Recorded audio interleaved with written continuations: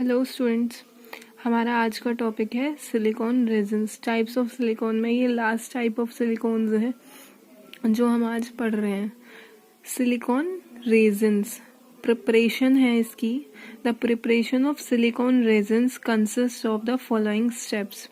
First step is hydrolysis, a mixture consisting of methyl chlorosilanes and phenyl chlorosilanes such as CH3SiCl3, that is methyl trichlorosilane, and CH3 whole twice SiCl2, that is dimethyl dichlorosilane, C6H5SiCl3, that is phenyl trichlorosilane, and diphenyl dichlorosilane is hydrolysed. यानी इन चारों का mixture, एक तो है हमारा methyl trichloro, एक है dimethyl dichloro, एक है फिनाइल ट्राइक्लोरो और fourth one is diphenyl dichloro.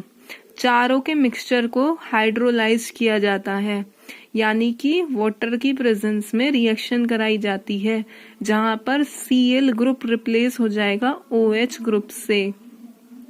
जो हमने प्रिपरेशन में सिलिकॉन्स की पढ़ा था, जहाँ पे भी हमारे क्लोरोसिलेंस थे, एल्काइल क्लोरोसिलेंस, हाइड्रोलिसिस कराने पर सारे क्लोरीन ग्रुप रिप्लेस हो जाते हैं OH ग्रुप से, यानी क्लोरोसिलेन, एल्काइल क्लोरोसिलेन एल्काइल सिलानोल में कन्वर्ट हो जाता है। हाइड्रोक्सी ग्रुप का एडिशन हो जाता है वो silanol, that is alcohol of silicon, silicon की एल्कोहल बन जाती है। During hydrolysis, about 90% of silanol groups SiOH undergo condensation to form siloxane linkages। जब हाइड्रोलिसिस कराते हैं हम तो 90% जो हमारे silanol group that is OH group होते हैं undergo condensation to form siloxane linkages. तो 90% OH ग्रुप कंडेंसेशन, हाइड्रोलिसिस हुई, OH ग्रुप आया, फिर वो OH ग्रुप कंडेंस होते हैं, यानी कंडेंसेशन रिएक्शन होती है और OH ग्रुप सिलोक्सेन लिंकेज बनाते हैं, यानी कि H रिप्लेस वाटर निकलेगा और O वाला ऑक्सो ग्रुप बीच में आ जाएगा। Condensation to form siloxane linkages. Siloxane linkage हम चैप्टर के शुरुआत में ही पढ़ चुके हैं। In this process of condensation, some ring closure inversibly occurs because silanol groups condense more slowly and with increasing difficulty। इस प्रोसेस में कुछ जो हमारा ओपन चेन वाला सिलोक्सेन था, हमारा जो हमारा स्ट्रेट चेन था, वो किसमें साइक्लिक में कन्वर्ट हो जाता है, यानी कि पूरा कन्वर्ट नहीं होता, कुछ एटम्स जो हैं वो रिंग बना देते हैं, तो रिंग क्लोजर हो जाता है कुछ एटम्स का, तो उसमें रिंग बन जाती है। बिकॉज सिलानोल ग्रुप्स जो होते हैं वो धीरे धीरे और डिफिकल्टी से कंडेंस होते हैं। Second step is shaking with organic solvent. शुरू में तो हमने मिक्स किया, हाइड्रोलिसिस कराई, मिक्सचर लिया था हमने एल्काइल क्लोरोसिलेन्स का एंड फिनाइल क्लोरोसिलेन का। Second step is shaking with organic solvents. The product obtained after hydrolysis is shaken with organic solvents and organic layer is separated. Organic solvent में जो हमारा प्रोडक्ट मिला है उसको हाइड्रोलिसिस के बाद ऑर्गेनिक सोलवेंट में डाल देते हैं और उसको शेक किया जाता है, तो एक ऑर्गेनिक लेयर ऊपर अलग से आ जाती है। Third step is condensation of residual silanol groups. The ultimate condensation of the residual silanol groups occurs after resin is applied। सबसे लास्ट में कुछ सिलानोल ग्रुप्स अभी भी अनकंडेंस्ड रह जाते हैं, जो अनकंडेंस्ड रह जाते हैं उनका फाइनली कंडेंसेशन हो जाता है। This process can be hastened by heating the resin in the presence of a suitable catalyst। hastened का मतलब है और स्पीड बढ़ाई जानी रिएक्शन की।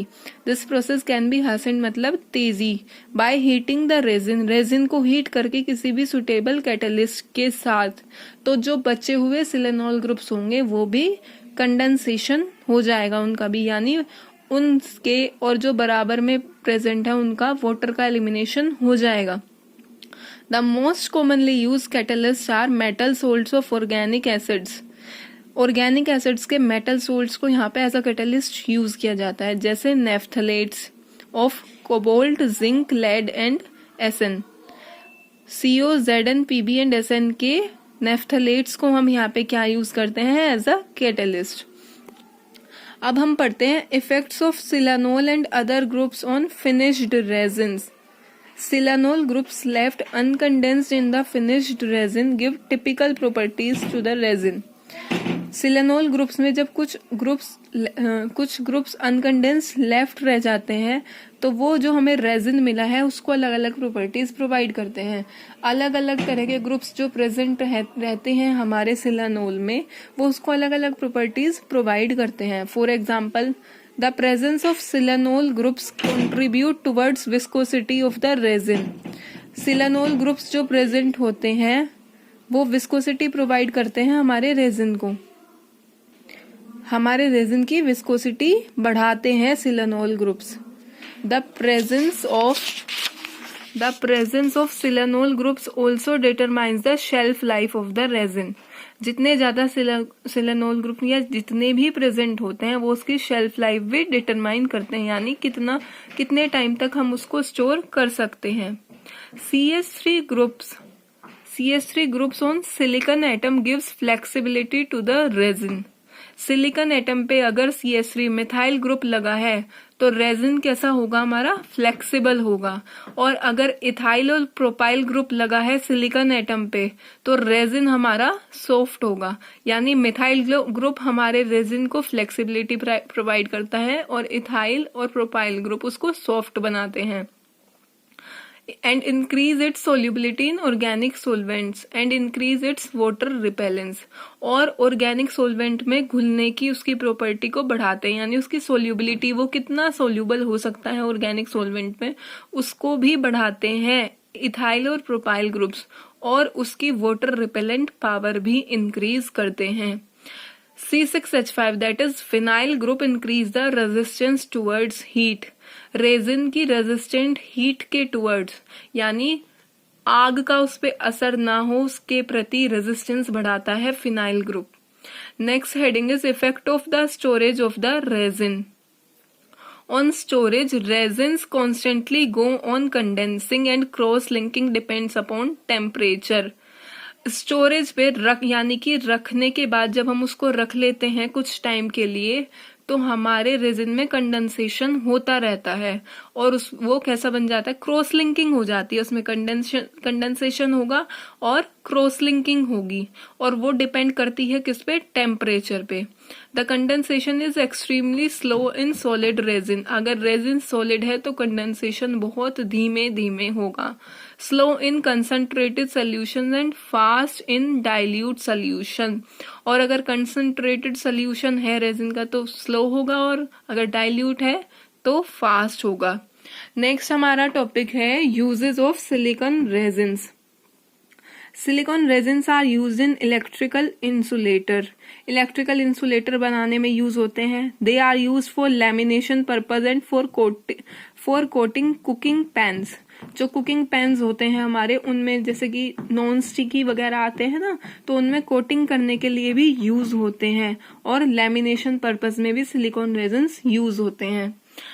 Next uses, silicon resin solutions are mixed in paints. Paints में मिक्स किया जाता है, पिगमेंट्स में, इनेमल्स में, to make them resistance to the effect of high temperature, ताकि हाई टेम्परेचर का उनपे असर ना पड़े, वो खराब ना हो। पेंट्स, पिगमेंट्स, इनेमल्स में मिलाया जाता है सिलिकॉन रेजिन्स को, और धूप से फर्क ना पड़े, धूप से पेंट खराब ना हो, केमिकल से खराब ना हो, डैम्पिंग से खराब ना हो, तो सिलिकॉन रेजिन को उसमें मिलाया जाता है। Silicon resin mixed with the pigment like aluminium flakes can withstand 400 degree Celsius तक टेम्परेचर झेल सकता है। एल्यूमिनियम फ्लेक में जब सिलिकॉन रेजिन मिक्स कर देते हैं, यानी इतना हाई टेम्परेचर भी वो, इतने हाई टेम्परेचर पे भी डिकम्पोज नहीं होता, एज इट इज रहता है। Last uses silicon resins having TiO2 titanium oxide. TiO2 is a pigment, resist dissociation, उसमें डिसोसिएशन नहीं होता due to heat and weathering. गर्म करने पे और वेदरिंग में, यानी कि उसमें डिसोसिएशन नहीं होता। These silicon resins are not affected by soap and fruit juices. और इन सिलिकॉन रेजिन्स पे सोप और फ्रूट जूसेस का भी असर नहीं पड़ता। That's all. नेक्स्ट वीडियो में हम पढ़ेंगे properties of silicones. Thank you.